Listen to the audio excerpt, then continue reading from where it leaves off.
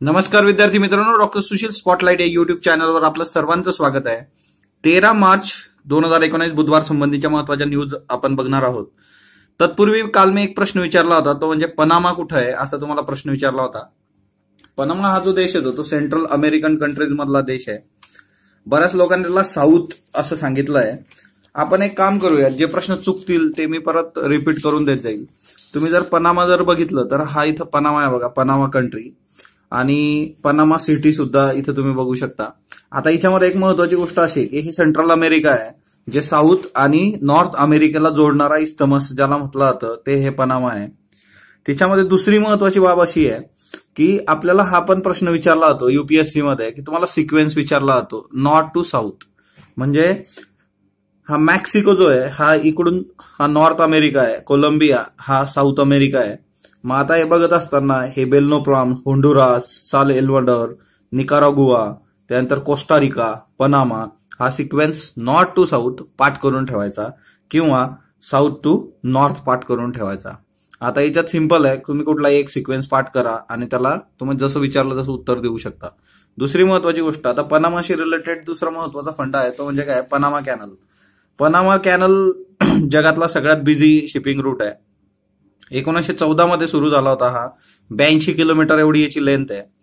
Atlantic आणि Pacific ओशनला हा जोडतो।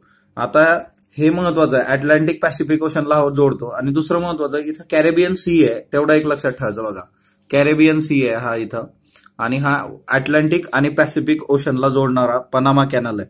पनामा कॅनल जसं अटलांटिक पॅसिफिकला जोडतो तसं सुएझ कॅनल कशाला जोडतो ते तुम्ही मला कमेंट बॉक्समध्ये सांगा, म्हणजे जे प्रश्न चुकत जातील आपले विचारलेले याच्यातले ते मी एक्सप्लेन करून देत जातील। बाकी सर्व प्रश्नांची उत्तरं तुम्ही बरोबर सांगितली। हॉर्न ऑफ आफ्रिका आपण बघितलं होतं, सोमालिया, इथिओपिया, इरिट्रिया आणि जिबुती, आणि त्याच्यानंतर सुधारक विचारलं होतं। ऑब्व्हियसली सगळ्या प्रश्नांची उत्तरं बरोबरच आलेली आहेत। हे एक होतं सर, पनामा एक लक्षात ठेवा, पनामा आपल्यासाठी महत्वाचं आहे। त्याच्यानंतर नेक्स्ट वन, कारण पनामा पेपर्समुळेच ते जास्त न्यूजमध्ये होतं। आजच्या पेपरमध्ये महत्वाचं जर बघितलं तुम्ही तर फॅक्ट्स बऱ्यापैकी कमी आहेत। लोकसत्ताच्या संपादकीमध्ये विदाच्या पलीकडे म्हणून एक संपादकीय लेख आलेला आहे बघा, की जी माहिती आपल्याकडे असते त्याची स्टॅटिस्टिक काढून त्याच्यामधून निष्कर्ष काढणं। पण आजच्या याच्यामध्ये एक चुकीचा पायंडा असा पडला आहे की उपलब्ध माहिती एकत्र करून तिच्या एकांगी विश्लेषणामधून सगळ्या गोष्टी करायच्या। आता हे एकांगी विश्लेषणच भयानक असतं। तुम्ही प्रत्येक जो काही डेटा तुमच्याकडे आहे त्याचे मल्टिपल अँगल लक्षात घेणं गरजेचं असतं। स्त्रिया आणि गुगल असं करताना दिसले तरी इतर घटक अजूनही आहे असं यांनी म्हटलंय। आता हे तुम्ही असंही म्हणू शकता की स्त्रियांच्या बाबतीत हा स्टिरियोटाईप आहे। ऍटिट्यूड मधली गोष्ट आपण बघू शकतो, इथिक्स GS4 मध्ये वापरता येऊ शकतं। वाल्टचा सिद्धांत आहे, सांख्यिकीमध्ये महत्वाचा वापरला होता। हा वाल्टचा सिद्धांत काय आहे, म्हणजे महायुद्धाच्या वेळेस काय झालं होतं की जी विमानं परत यायची तर त्याचं सांख्यिकी काढण्यात आलं की विमानाला कुठं गोळ्या लागलेल्या आहेत। त्याचे हे जे संपादकीय आहे हे तुम्ही टेलिग्रामला वाचू शकता, तिथं फोटोही आहे। मग असं दिसलं की विमानाच्या पंख जे असतात तिथं खूप गोळ्या लागलेल्या आहेत। मग ह्या लोकांनी एक जो सुरुवातीचा एकांगी विचार काय होता की जिथं खूप गोळ्या लागल्या म्हणजे पंखांवर, तर ते आपण अजून मजबूत केलं पाहिजे। वाढली हे सांगितलं की जरी पंखांवर गोळ्या लागलेल्या असल्या तरी ते विमान परत आलेलं आहे। बरीचशी विमानं परत नाही आलेली, का नाही आलेली, कारण पंख सोडून बाकीच्या ठिकाणी गोळी लागल्यामुळे ते कोसळली असतील, आणि तिच्यामुळे पंखांना जे काही गोळ्या लागलेल्या आहेत तो बऱ्यापैकी मजबूत भाग आहे, पण बाकीच्या भागांवर आपल्याला फोकस करणं गरजेचं आहे। हे वाल्टनी सांगितलेलं होतं। हा वाल्टचा सिद्धांत त्याच्यानंतर खूप महत्वाचा आहे, कारण वाल्टनी दुसरी जी बाजू असते ती फार चांगल्या पद्धतीने प्रकाशात आणली, ते फार महत्वाचं आहे। म्हणजे साधी गोष्ट आहे, तुम्हाला जर एखाद्या पर्टिक्युलर नावाची लिस्ट बनवायची असली, किती लोक असतील तसे, तुम्ही फोन डिक्शनरी मधून एखाद्या शहरातली बघितली, पण तिच्यामध्ये काही लोक ज्यांच्याकडे फोन नाही ते तिच्यात नसतील, काही लोकांकडे घरच नाही त्याच्यामुळे फोनाचाही प्रश्न येणार नाही, काही लोक इलिगल मायग्रंट्स असू शकतात की ज्यांचं रेकॉर्डच कुठं नाहीये। सो अशा पद्धतीने तुम्हाला जो डेटा तुमच्याकडे आहे त्याचं सगळं एकूण एक अँगल तपासणं गरजेचं आहे, ज्याला इथिक्स 4 मध्ये ऑब्जेक्टिव्हिटी आपण म्हणतो, की रिगरस अनालिसिस ऑफ एव्हिडन्सेस ही महत्वाची गोष्ट असणे गरजेची। हे तुम्ही वाचू शकता तिकडून। कर्ज स्वस्त होणे कठीण कसं, असा पण एक हे आलाय की रेपो दर जर कमी केला आरबीआयने तो ऑब्व्हियसली काय होतं, लिक्विडिटी वाढते, बँकांच्या हातातला पैसा वाढतो आणि लगेच कर्ज स्वस्त होणार अशी आशा लागते।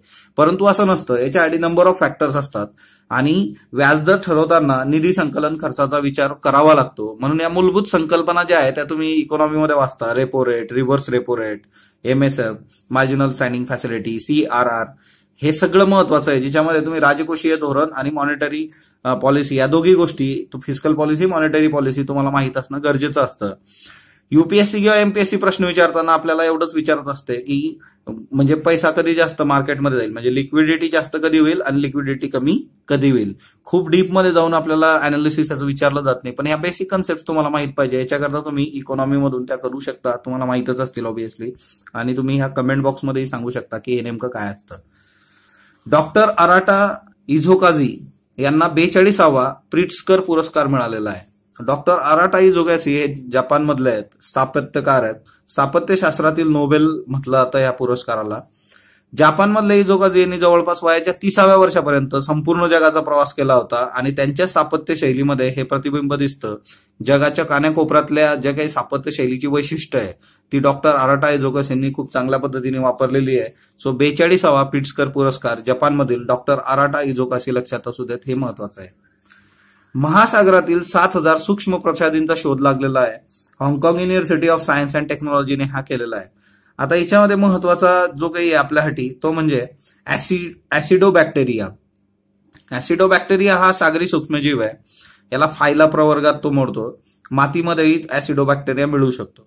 ऍसिडोबॅक्टेरियाचं वैशिष्ट्य काय आहे तर प्रतिजैविक आणि कर्करोग विरोधी औषधं तयार करण्यासाठी, म्हणजे हा अँटीबायोटिकही तुम्ही याच्यातून तयार करू शकता ऍसिडोबॅक्टेरियापासून, आणि कॅन्सर इलाज करण्यासाठीची औषधंही याच्यापासून तयार करू शकता.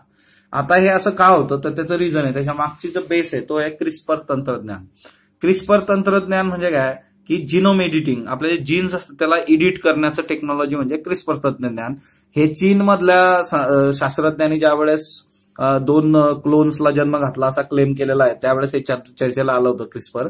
UPSC प्रिलिम्स 2019 मध्ये सुद्धा क्रिस्पर विचारलं गेलेलं आहे जोड्या लावा म्हणून. नैसर्गिक जनुक संपादन प्रक्रिया असं याला म्हटलं जातं मराठीमध्ये जर तुम्ही बघितलं. हे सागरी प्रजातींमध्ये आढळून येतं आणि आजच्या डेटमध्ये कृषी औद्योगिक औषध निर्माणमध्ये जनुकीय अभियांत्रिकी वापरलं जातं हे क्रिस्पर तंत्रज्ञान. सोयाबीन, मका आणि भात याचं उत्पादन वाढवण्यासाठी क्रिस्पर तंत्रज्ञानाचा वापर करण्यात आलेला आहे. प्रदूषण आणि नैसर्गिक आपत्तीरोधक अशा पिकांच्या प्रजाती त्याच्यापासून तयार करता येतात. तर ऑब्व्हियसली गोष्ट आहे की जीनम एडिट केलं जात आहे, जीन एडिट होत आहेत.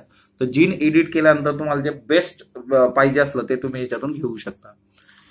वायू प्रदूषणामध्ये अकाली मृत्यू दुप्पट झालेला आहे असं युरोपियन हार्ट जर्नलमध्ये नुकताच एक अभ्यास आलेला आहे. आता वायू प्रदूषणामुळे दरवर्षी जगभरात 88 लाख लोकांचा अकाली मृत्यू होतो हा आकडा त्यांनी दिलेला आहे. आणि केवळ युरोपचा विचार केला तर 7,90,000 एवढा हा आकडा आहे.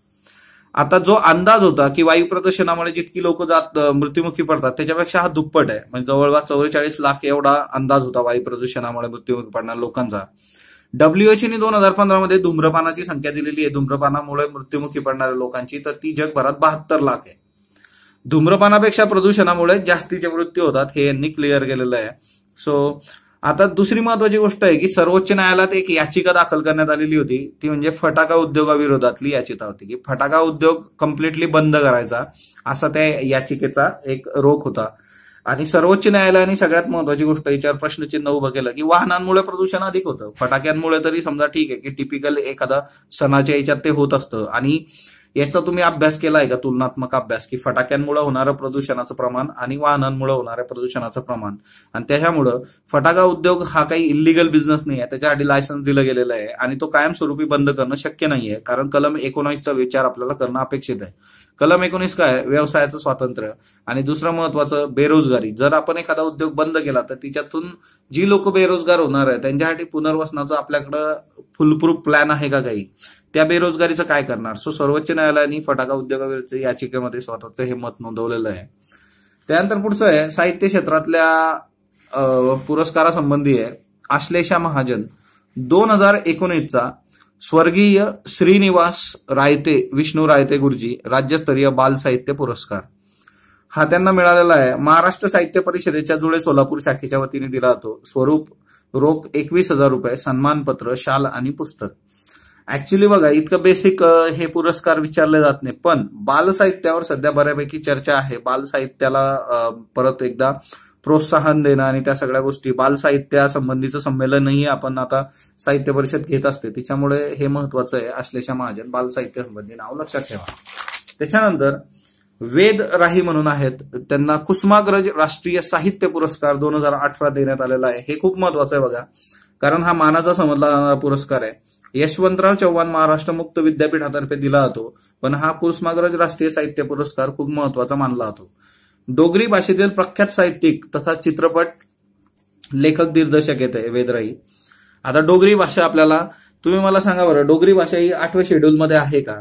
8व्या शेड्यूलमध्ये डोगरी भाषा समावेश आधीपासून होता की नंतर एखाद्या घटना दुरुस्तीने झालाय, तेही तुम्ही क्लिअर करा. स्वरूप जर बघितलं तर 1 लाख रुपये स्मृतिचिन्ह आणि सन्मानपत्र आहे. 1983 मध्ये साहित्य अकादमीचा पुरस्कार आले नावाच्या कादंबरीला मिळाला होता, डोगरी भाषेतली कादंबरी यांची. 1990 ला महाराष्ट्र गौरव महाराष्ट्र शासनाने दिलेला आहे त्यांना. 2011 महापंडित राहुल सांस्कृतायन हिंदी संस्थानाद्वारे दिला गेलेला पुरस्कार आहे त्यांना. 2012 मध्ये जीवनगौरव पुरस्कार दिलेला आहे जम्मू काश्मीरने. 2 राज्यांनी म्हणजे महाराष्ट्र गौरव, इकडे जीवन गौरव जम्मू काश्मीर. त्या साहित्यिकाचं तुम्हाला एक हे लक्षात येतं की किती मोठी व्यक्ती आहे साहित्यातली.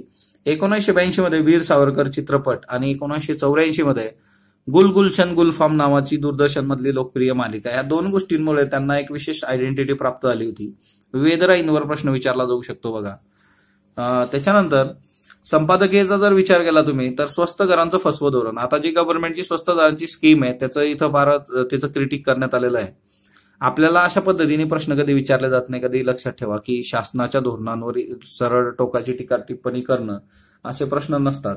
उलट जे काही धोरण आहे त्या धोरणामध्ये जर काही चुकत असेल तर तिच्यामधून मार्ग कसा काढायचा ते सजेशन तुमच्याकडून घेतले जातात आणि तोच खरा अधिकारी असतो. त्याच्यामुळे असली प्रश्न विचारले जाण्याचे चान्सेस कमी असतात. तरी तुम्हाला हे समजून घ्यायचं, तुम्ही टेलिग्रामवरून हे वाचू शकता.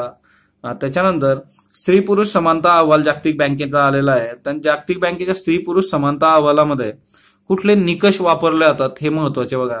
हे निकष याच्यासाठी घेतलेले आहेत की युपीएससी मध्ये एसए किंवा तुम्ही आता राज्यसभेसाठी एसए मध्ये जर स्त्रियांसंबंधीचा इश्यू आला तर ह्या महत्वाच्या मुद्द्यांना आधारे लिहिणं तुम्हाला सोपं जाईल.